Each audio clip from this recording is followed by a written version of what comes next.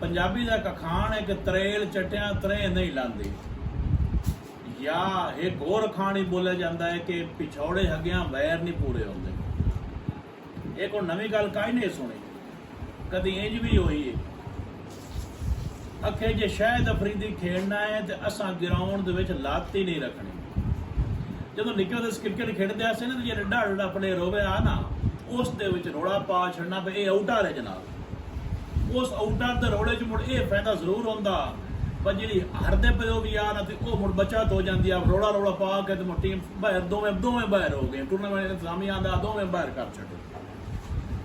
हरभजन सिंह, यूसुफ पठान ते इरफान पठान के आख्या है जे शायद अफरीदी ग्राउंड आया तो असा मैच कोई नहीं खेलना। होया है कि जी वर्ल्ड चैंपीयनशिप आ मैच कैंसल हो गया इन त्रे प्लेयरों की हट धर्मी की वजह से।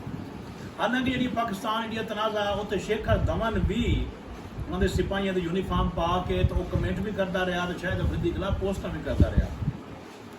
इतना छोटा जेन एक खिलाड़ी का नहीं हो सकता।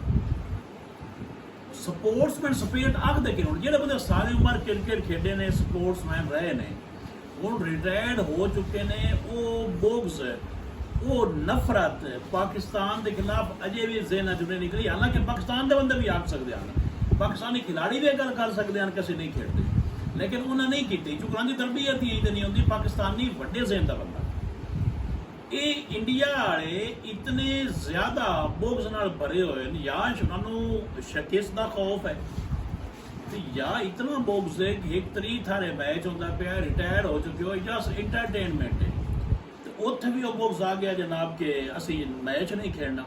भला तुसी कमेंट दसो कहाँ ये वो रोड़ा है पिछला जंग का या कि शिकस्त वाला रोड़ा है, इन्होंने असल खौफ ही है। ये राय अपने कमेंट बहुत शुक्रिया।